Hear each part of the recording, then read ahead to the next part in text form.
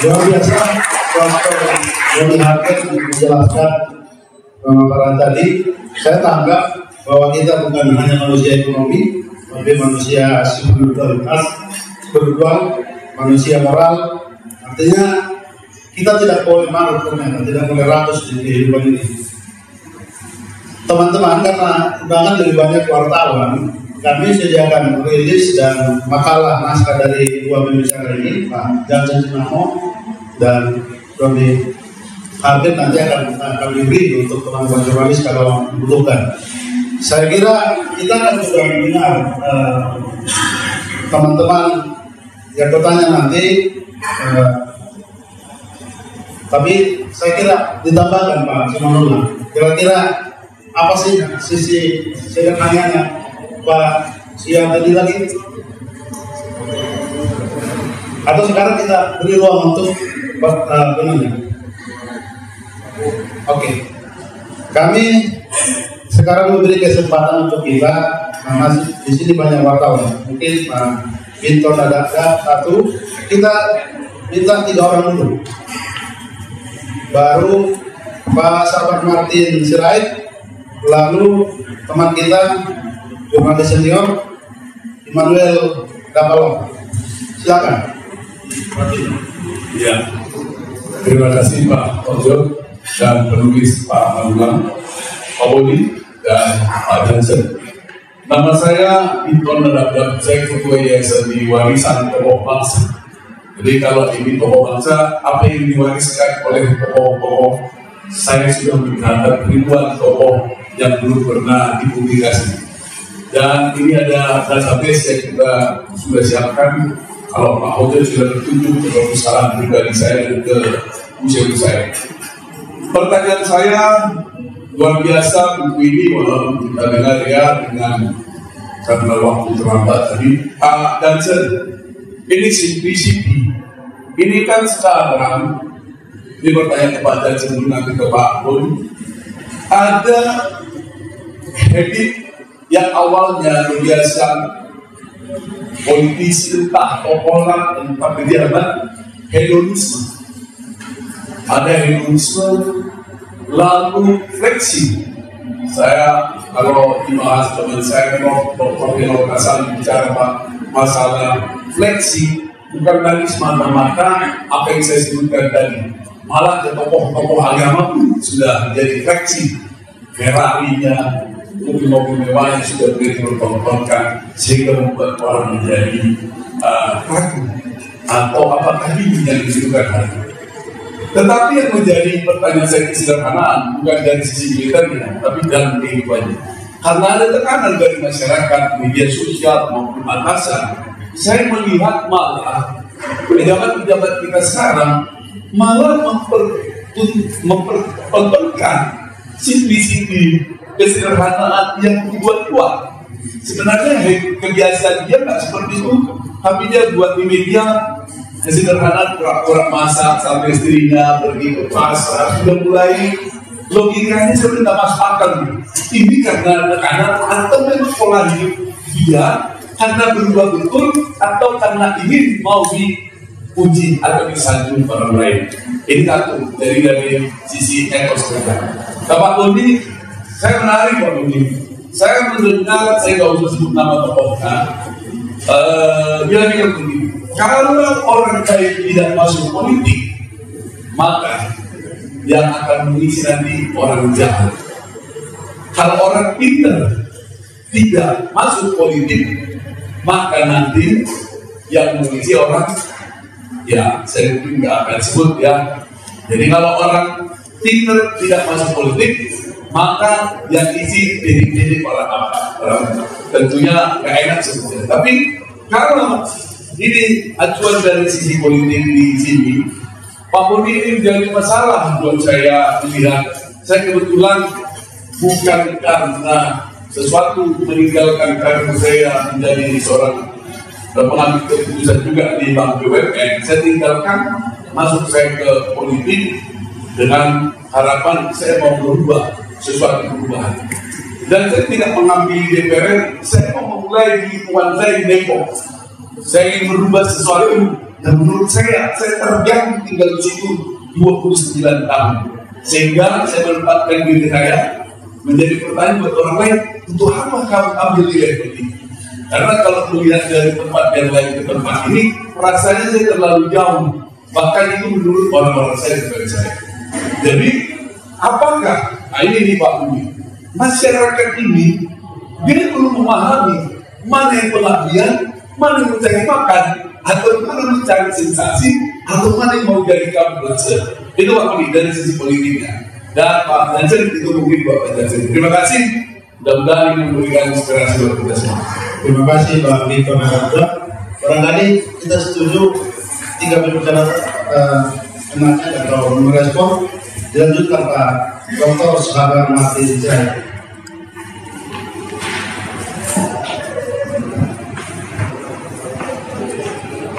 Selamat sore semua. Kami berdekatan bukan karena kolusi kami ini, Karena teman. karena teman. Tetapi ada 2 komentar saya. Pertama, saya sangat senang sekali bisa hadir di sini untuk mendengarkan Koni yang menjadi public figure tapi tidak bisa hadir. Koni juga yang menjadi pemikir tingkat nasional dan ingin mendapat, saya yakin dia nggak kenal saya pasti, tapi saya kenal dia karena dia menghiasi percakapan nasional, TV nasional, politik nasional, kan begitu. Pak Sinamo adalah guru etos dan saya selalu belajar dari alam pikir beliau dan penulis, udah menulis ribuan buku gitu. Nah, hanya saja saya mengalami kelemahan pribadi secara metodologis. Saya baru lihat buku ini 417 halaman. Saya suka berpikir fakta, analisa, kesimpulan dan saran di dalam pikir saya begitu. Tapi buku yang 418 halaman ini dan 7 bab, 7 bagian, saya belum baca. Saya berharap kali ini mendapatkan top eksekutif summary-nya supaya kita teredukasi yang dibahas, supaya tahu masuk ke tengah, masuk ke pinggir, atau masuk ke atas atau ke bawah gitu.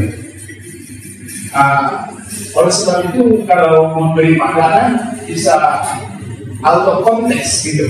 Tapi masalahnya saya bukan memiliki ilmu intelijen dalam pengertian paham betul. Ada satu pertanyaan saya, relevansi kesederhanaan dengan intelijen apa kira-kira? Apakah Pak Suyanto ini sebagai intelijen menginteli juga para koruptor gitu? Karena fakta Indonesia kan institusi publiknya itu KKN semua.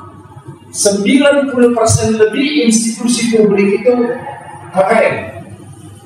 Dan membuat Indonesia mestinya, pertumbuhan ekonomi Indonesia mestinya bisa di atas 12%. Tapi kita selalu rata-rata di bawah 7% dan utang sekian gitu kira-kira. Di mana peranan intelijen? Relevankah peranan intelijen dalam rangka fokus mengetahui musuh negara kah dia? Musuh negara dari luar kah atau dari dalam? Tapi oleh sebab itu kalau ada dialog sekali lagi setelah saya baca, baru mungkin akan lebih relevan memberi umpan balik, mengedukasi publik. Tapi karena Pak Sinamo tadi udah bilang udah baca dan temanya adalah kesederhanaan, dan juga dokter yang masih muda sekali menurut saya ya, Boni Argens, kesederhanaan itu di tingkat keluarga, boundarynya itu mesti penting gitu. Di tingkat keluarga, di tingkat akademik, di tingkat suku atau di tingkat nasional atau internasional gitu diperankan. Saya belum mendapat itu tadi. Tentu saya bertanya, saya menyarankan kepada penulis sahabatku, terima kasih ini diundang di sini. Bagus juga ini sebagai satu tema, sebagai satu alat untuk mengedukasi dalam kehidupan bermasyarakat, berbangsa dan bernegara yang menurut saya menurun kualitas. Menurut saya sampai sekarang menurun kualitas kemasyarakatan, kebangsaan dan kenegaraan kita. Keagamaan juga. Jadi secara sosiologis grafik kita menurut saya menurun. Adakah buku ini berkontribusi untuk menaikkan itu dalam pola hidup sederhana? Di sisi lain kita lihat betapa luar biasanya orang memamerkan kekayaan-kekayaannya, mobil-mobil dinas eselon 1, 2, dan 3. Saya ingin ada pembuktian terbalik gitu. Mobil dinas eselon 1, 2, dan 3 luar biasa sekarang, tapi untungnya Indonesia besar.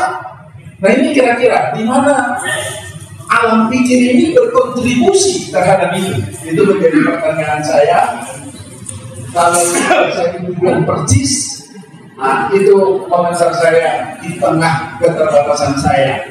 Terima kasih. Selamat beredukasi bersama membangun di Indonesia. Jangan sampai pemilu ini membawa grafik kita turun.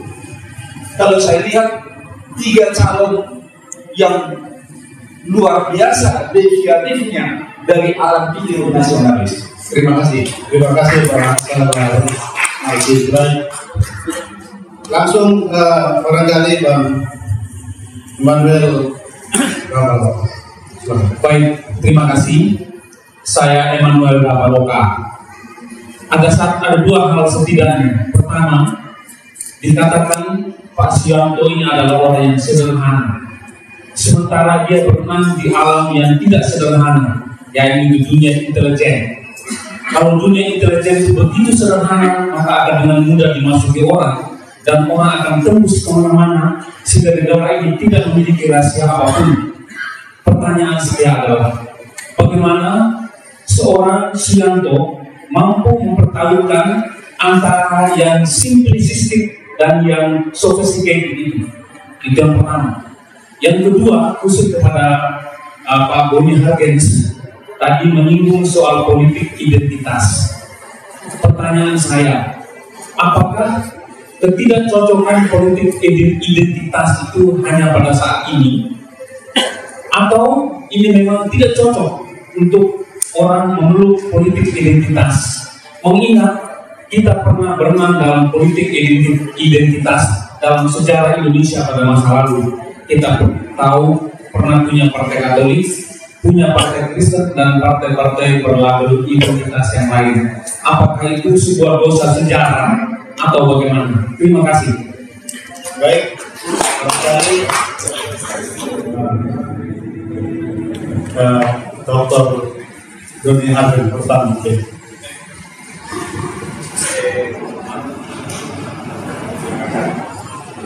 Terima kasih Pak Moderator. Saya mulai dengan Pak Maudi saya mungkin lebih itu pertanyaan sama dan bermutu ya, karena ini yang menjadi fenomena di era sekarang, terutama sistem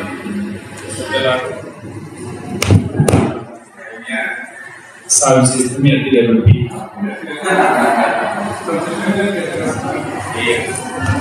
Jadi setelah demokrasi liberal di dunia kemudian menjadi mainstream model, banyak orang kemudian banyak negara menerapkan sistem pemilihan langsung.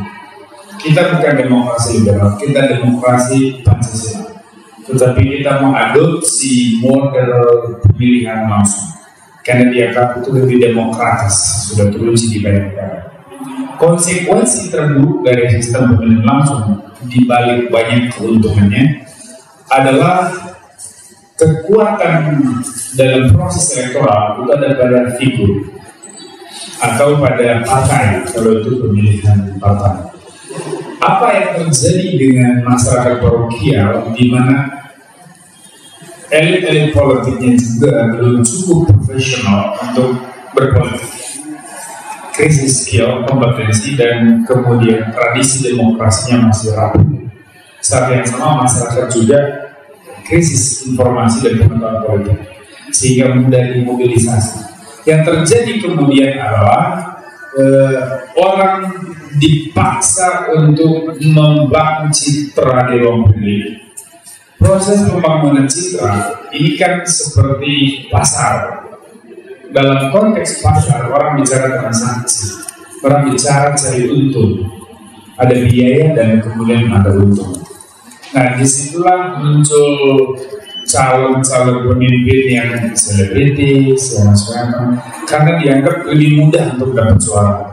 Atau kemudian muncul orang-orang yang munafik, tiba-tiba sangat religius, tiba-tiba sangat budiman, murah hati. Budiman bukan teman saya yang lompat ya, tapi maksud saya tiba-tiba bermurah hati, ada charity yang harus diliput media, sumbang janda, sumbang ini, padahal kebaikan tidak pernah bisa diukur dengan kemunafikan macam itu.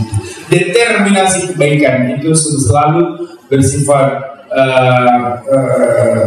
dia sangat prinsipil, sampai-sampai dia itu senyap, tidak kelihatan. Maka orang baik biasanya tidak suka promosi, membantu tidak suka promosi.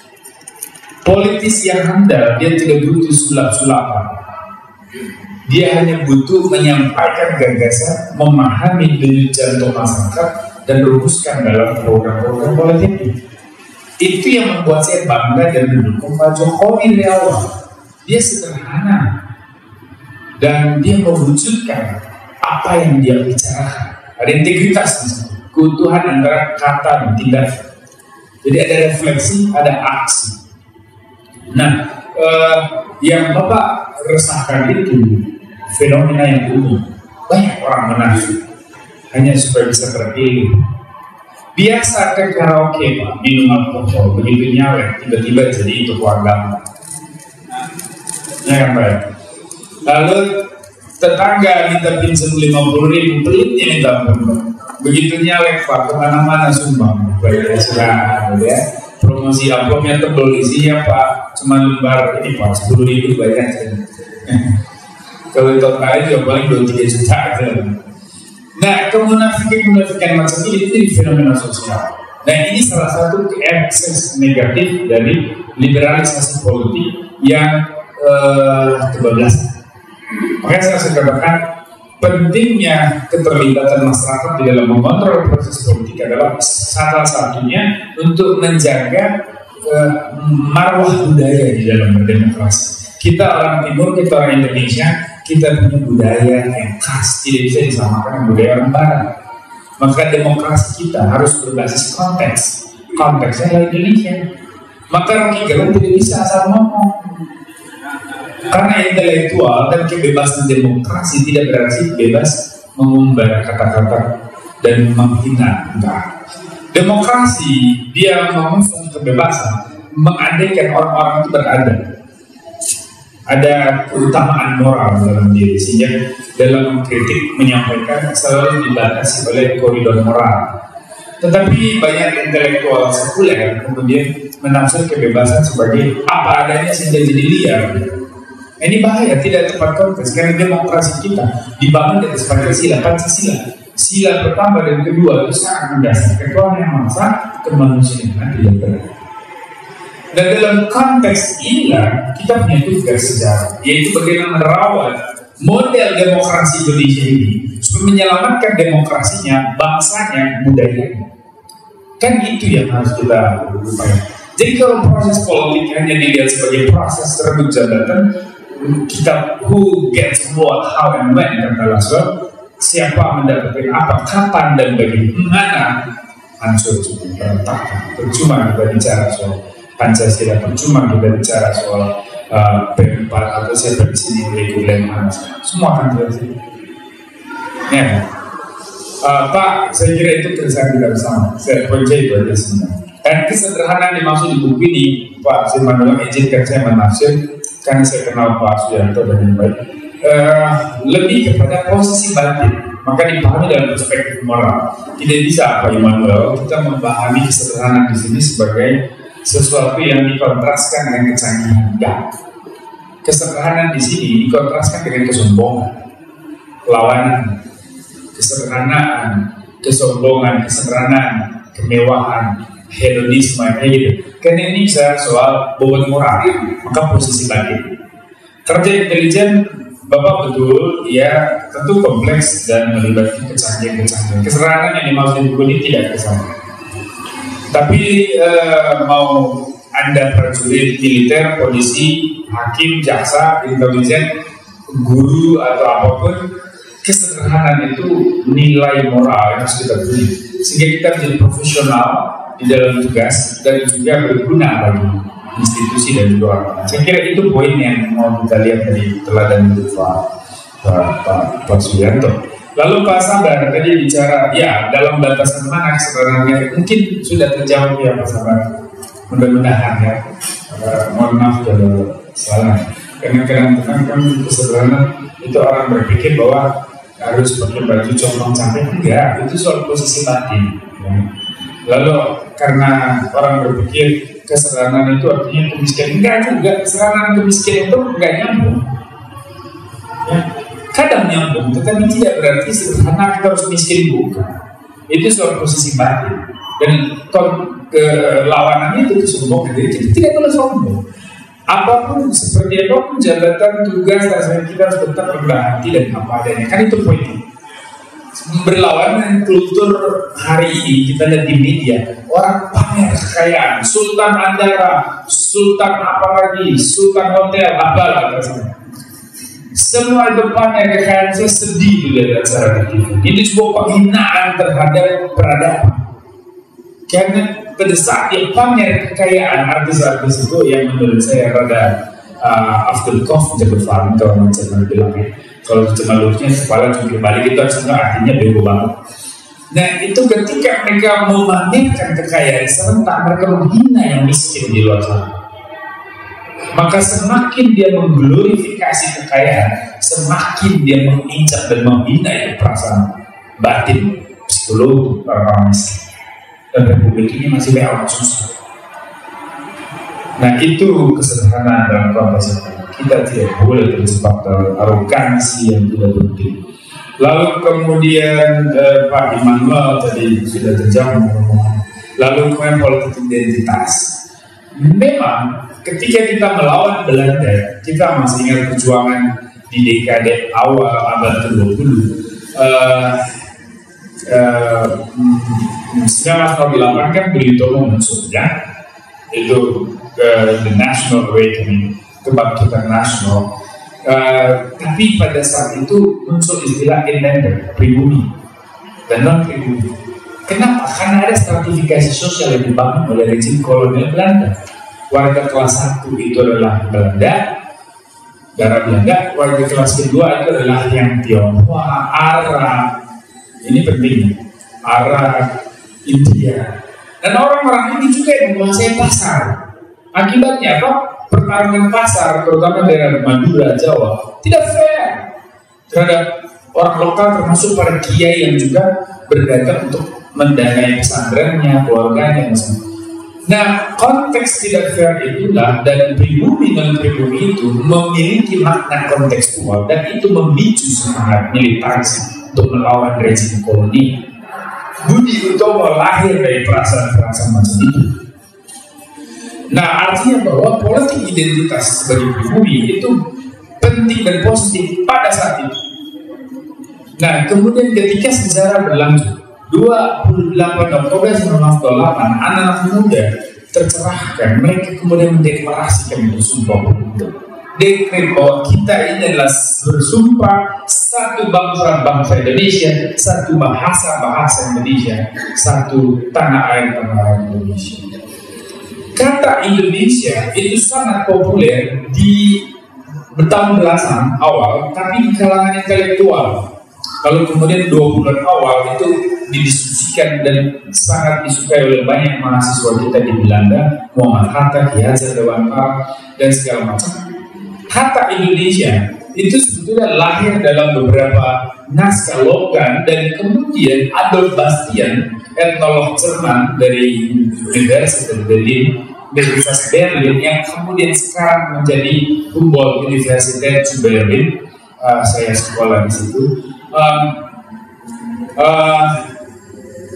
Dia yang kemudian memberi makna yang lebih dalam tentang Indonesia dari kata Indus dan Nessos. Indus seperti India, Nessos seperti kepulauan. Jadi Indonesia pada awalnya di kepala para etnolog ini untuk menamai orang-orang yang ada di kepulauan seberang India. Karena ketika itu penjelajahan dunia hanya sampai kepada India. Pertama gagal mereka menemukan India. Makanya orang-orang yang asli di Amerika disebut Indian. Karena dikira inilah orang India ini. Maka dikasih nama orang India sampai sekarang. Dan orang India sendiri di Amerika tidak suka dibilang India. Nah, setelah India yang asli ditemukan, baru diketahui, oh ini India yang sebenarnya, bukan di orang India Amerika. Nah, tapi penjelajahan terus berlangsung. Ketemulah ada bangsa di sebelah sana, kumpulan orang sebelah India. Lalu para sekolah menamai dengan sikap Logan, mereka ini Indonesia, orang-orang Israel. Tapi belum dipahami sebagai sebuah bangsa. Adolf Bastian lah etnolog Jerman yang kemudian mengatakan dengan jelas, ini bukan kumpulan orang yang tercecer di sebelah India. Das ist eine Nation. Ini adalah sebuah bangsa. Adolf Bastian yang membenarkan dan memberikan pemahaman yang benar tentang Indonesia sebagai sebuah bangsa. Gitu. Jadi kalau kita baca ada beberapa dalam elementar kedangkal pikiran-pikiran dasar itu konsep besar Adolf Bastian. Dia membicarakan soal sejarah bangsa itu terbangun. Di situ kriterianya terpenuhi semua Indonesia sebagai sebuah bangsa. Nah, ketika semua pemuda, kita bersepakat jadi satu bangsa, dan kemudian intelektual dan para pejuang kita, proklamator dan para pejuang yang lain, Bung Karno, Bung Hatta, kemudian sepakat negara yang mau kita merdekakan bernama Indonesia. Jadi ya begitulah secara dalam proses ketika partai politik itu boleh dibentuk, terutama keluar maklumat wakil presiden nomor X, saya kira Oktober itu tepat pendirian partai politik diizinkan, muncul partai politik banyak sekali, termasuk partai Arab yang dipunyai oleh kakeknya Pak Anies Baswedan. Partai Arab punya kakek Pak Anies Baswedan, tujuannya adalah untuk memperjuangkan dan melindungi hak-hak warga Arab yang ada di Indonesia. Partai-partai ini kemudian bertarung di pemilu 1955. Pemilu ini juga tidak hanya sekali bertahan dalam satu tahun. Dan mayoritas diisi oleh partai identitas, termasuk dari partai Arab, Partai Katolik, Partai Kristen Indonesia, Masyumi, Nahdlatul Ulama, ada PKI juga, ada lain-lain semua. PKI bahkan nomor 4 di perolehan suara, kan? Nomor 3. Lalu kemudian proses sejarah bangsa kita ini. Saya lupa satu momen. Ketika finalisasi soal perumusan Pancasila, sidang BPUPK, muncul itu beberapa kata di dalam ayat sila pertama Pancasila. Ketuhanan yang Maha Esa dengan menjalankan syariah bagi para pemeluknya. Dan kemudian itu diprotes oleh Presimo dan teman-teman, beberapa tokoh, Latu Harari dan kaum nasionalis yang kebetulan juga dari kelompok minoritas. Mereka protes. Dan dengan kebesaran jiwa dari para pendiri bangsa, dari Nahdlatul Ulama dan Muhammadiyah, Bung Karno sendiri yang menginisiasi pertemuan untuk kita rombak itu. Maka Piagam Jakarta hanya dibatalkan, Jakarta Sampai. Kita kembali kepada format awal, yaitu Pancasila 1 Juni. Tahun 50-an Natsir kembali menggugat, ingin mempersoalkan dan menghidupkan Piagam Jakarta. 50-an Perdana Menteri Muhammad Natsir. Nah, sejarah-sejarah ini terekam di kepala kelompok Islam politik, kelompok sayap kanan, yang sayap kanan. terutama kemudian pasca reformasi 1998 yang dirasuki oleh ideologi transnasional Wahabi dan Salafi. Mereka dirasuki oleh pengetahuan sejarah yang keliru, sehingga mereka berpikir kita harus hidupkan lagi piagam Jakarta. Negara ini harus dibangun di atas dasar khilafah, katanya. Padahal Indonesia tidak punya akar khilafah. Bahwa Islam adalah bagian inherent yang memberi makna kepada nationhood bernama Indonesia. Ya, kita tidak boleh berpikir itu. Kalau kita baca Michael Lafang punya naskah luar biasa, disertasi yang jadi buku yang populer, bahkan melampaui Majen Communities yang ada sana. Itu luar biasa. Dia katakan bahwa Islam Indonesia, para pemikir intelektual Islam Indonesia di awal abad 20 setelah pulang dari kemerdekaan, dia tidak berpikir tentang mengkonstruksi atau membangun sebuah negara berbasis agama. Mereka juga tidak berpikir soal mengawinkan agama dan negara. Yang berbeda dengan intelektual Muslim yang ada di Malaysia, di Brunei dan sebagainya. Intelektual Muslim Indonesia justru berpikir soal bagaimana membangun demokrasi yang betul-betul demokrasi, tidak ada embel-embel lain. Tetapi tetap Indonesia sebuah negara yang berdasarkan Tuhan yang Maha Esa. Dan itulah yang kita bangun kemudian dari kesepakatan. Bukan berarti agama nomor 2, enggak. Kita mau mengatakan bahwa ruang publik diatur oleh hukum negara, urusan privat. Itu adalah, agama adalah urusan privat, tetapi nilai-nilai agama harus menginspirasi kebijakan dan tindakan di ruang publik. Itu makna dari Tuhan yang Maha Esa. Jadi kita tidak bisa identitas atau agama tertentu kemudian dibiarkan mendominasi yang lain, tetapi menginspirasi untuk kemaslahatan umum. Karena semua agama pasti untuk kebaikan. Nah, agama itu harus bisa menjadi sumur di mana kita menimba nilai dan semangat untuk kita berbangsa dan bernegara dalam konteks peradaban Nusantara. Kan itu. Saya kira itu jadi politik identitas yang kita lihat di masa lalu itu konteksnya banyak positif. Setelah 1998, politisasi agama oleh partai tertentu menuntut keberlanjutan. Kalau enggak suara pemilihnya hilang. Disitulah radikalisasi terhadap politik agama menjadi ekstrem dan terjadilah politik identitas dalam pemahaman yang negatif hari ini seperti yang kita lihat. Dan kemudian ia menjadi ancaman bagi ideologi, bagi integrasi sosial dan juga masa depan demokrasi. Itu saja dari saya. Terima kasih. Terima kasih. Untuk disampaikan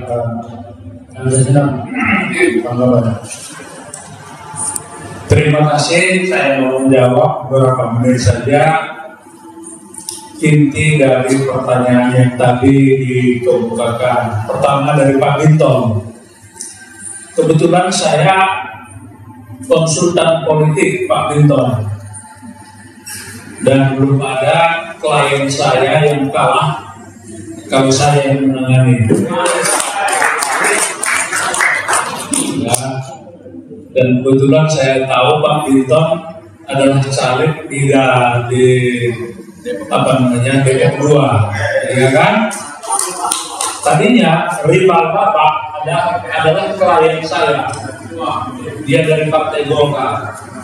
Tapi tiba-tiba karena apa? Dia memutuskan hubungan. Tadinya sudah sepakat. Beda harga. Iya. Tinggal bayar sebenarnya. Jadi pada nggak sepakat juga nol. Pas dia bayar itu rupanya, kemudian tiba-tiba dia berubah pikiran. Gak jadi Pak Jansen menjadi konsultan saya gitu. Padahal semua klien saya sebelumnya, khususnya di Sumatera Utara, di kisaran Daun Doang, semua menang. Yang kalah pun jadi menang. Ya kan? Itu pengantarnya ke Pak Ginton. Jadi saya tentu ikut senang keputusan Bapak untuk menjadi wakil rakyat di Depok 2. Semoga benar. Kalau butuh konsultan masih available. Jadi kalau menjadi, iya, jadi, ya kan? Nah, yang Bapak singgung tadi, fenomena dewasa ini Soalnya masyarakat kita, elit-elit daripada masyarakat kita kok jadi hobi itu ya, flexing ya.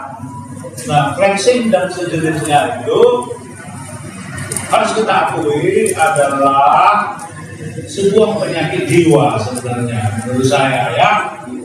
Orang kemudian berpamer-pamer di media sosial tentang apa yang dipunyainya, bahkan tentang apa yang tidak dipunyainya. Dia ingin mencari semacam pengakuan, mencari semacam status gitu, tapi semua yang dicarinya itu sebenarnya palsu. Tapi tetap dia lakukan itu, bahkan untuk melakukan itu dia melakukan hal-hal yang negatif seperti yang Bapak singgung tadi, korupsi, ya kan? Tentu kita harapkan nanti bila Bapak menjadi caleg, Bapak menunjukkan contoh wakil rakyat yang benar, yang betul-betul adalah menyuarakan aspirasi masyarakat Bapak untuk terwujud di dalam sistem pemerintahan Kota Media Depok, kira-kira gitu ya. Itu, nah itu komentar saya tentang itu saja Pak. Sirait tadi membicarakan hal yang hampir sama, khususnya korupsi. Bapak tanya tadi, apakah kesederhanaan seperti yang ditunjukkan Pak Suyanto akan bisa mengatasi, mengurangi korupsi yang dewasa ini gila-gilaan terjadi di Indonesia.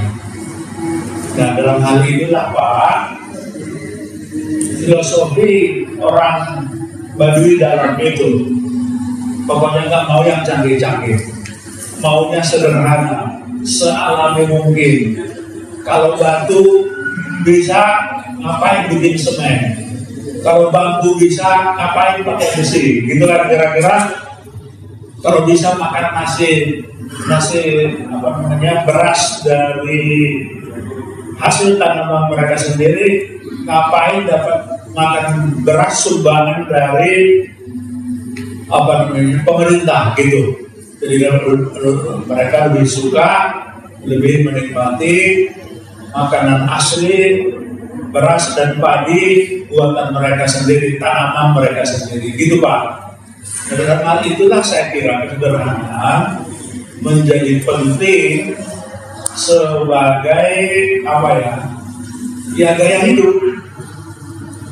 Pokoknya sederhana, sesederhana mungkin, sealami mungkin, seasli mungkin, nggak ada palsu-palsunya, nggak ada nggak ada citra-citranya, genuinely asli.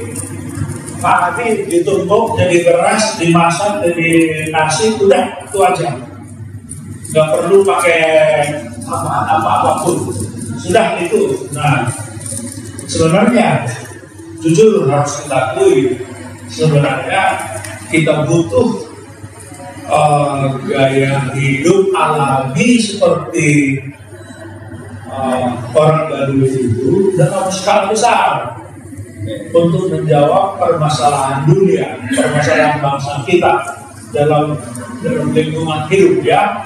Kita tahu bahwa gaya hidup yang flexing itu, yang koruptif itu, di ujungnya juga merusak lingkungan, merusak bumi. Bumi tidak menghendaki gaya hidup manusia yang demikian. Gaya hidup yang dikehendaki planet bumi ini yang sehat adalah seperti orang Baduy ini. Seperti itu tidak Pak. Tapi Bapak tahu, kita sama-sama tahu, kita masih sangat jauh dari sini. Nah, jadi masih kita dorong atau kita titik dorongnya kepada Pak Semedulang agar Pak Suyanto nanti dan timnya barangkali juga semakin menunjukkan gaya hidup, gaya berpikir serba sederhana gaya hidup yang sederhana dalam skala sebesar-besarnya untuk Indonesia. Pada mana kemudian saya kira dugaan korupsi sudah ada. Mungkin itu aja Bapak saya. Terima kasih. Terima kasih Pak Jansen. Dr. Boni Hakim sudah akan meninggal kita karena dia terlambat terus berangkat dari sini.